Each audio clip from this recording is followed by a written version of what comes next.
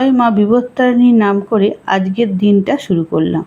আজকে সকাল সকাল ঘুম থেকে উঠে সব কাজ সেরে 13 রকম ফল, তার সঙ্গে মিষ্টি, ডোর আর ধূপ মোমবাতি নিয়ে যাচ্ছি ঠাকুরের পুজো দিতে। সঙ্গে ফুলও নিয়ে নিয়েছি 13 রকম। পুজো দিয়ে ঠাকুরমশাই ডোর পরিয়ে দিয়েছে। এবার চলছে প্রস্তুতি পর্ব। মা বিপত্তারিণীর পুজো ব্রততে 13টা ঘিয়ের লুচি খাওয়ার নিয়ম, সেই রান্নার প্রস্তুতি আমার চলছে। তার জন্য আলু চচ্চড়ি, সেটাও ঘিয়ের হবে। এই রকমভাবে আলুর পিসগুলো করে নিয়েছি। কড়া চাপিয়ে ঘি চাপিয়ে দিলাম, ঘি দিয়ে দিলাম। তার মধ্যে একটু 5 ফোড়ন দিয়ে দেবো আর 2টো কাঁচা লঙ্কা। যখন এই 5 ফোড়ন আর কাঁচা লঙ্কা থেকে সুন্দর গন্ধ ছাড়বে, আমি তখন একে একে আলুগুলোকেও দিয়ে দেবো। দিয়ে নাড়াচাড়া করব। নাড়াচাড়া করে যখন গন্ধ ছেড়ে যাবে, তখন আমি একে একে আলুগুলো দিয়ে দেবো। আলুগুলোকে দেওয়ার পর আস্তে আস্তে ভেজে নেবো। ভেজে নিয়ে টমেটো আর তার সঙ্গে অল্প একটু সন্দক নুন। ব্রতের দিন সব রান্নাতেই সন্দক নুন ব্যবহার করতে হয়। এখানে সন্দক নুন ব্যবহার করার কথাই বড়রা বলেন, সেই মতেই আমি এখানেও সন্দক নুনই ব্যবহার করি।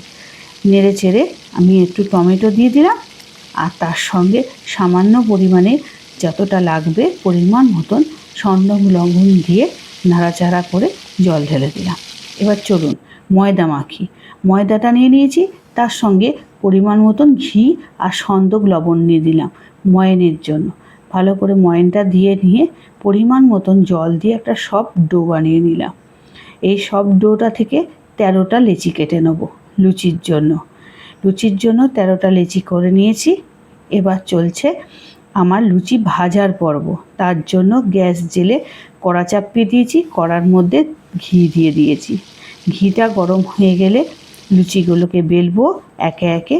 তার জন্য আমি এই মেশিনের সাহায্য নিচ্ছি। এই মেশিনের দ্বারা লুচিটা বেললে খুব সুন্দর লুচিটা সব দিক থেকে সমানভাবে বেলা হয়। এতেই আমি অভ্যস্ত। আমি ঘিয়ের মধ্যে লুচিটা দিয়ে দিলাম। ফুলকো ফুলকো লুচি হয়ে গেল। এবার আমার প্লেটটাকে সাজাবার পালা। সুন্দর করে কলা পাতার উপরে আমি আমার লুচি আলু চচ্চড়ি রেডি করে দিয়েছি।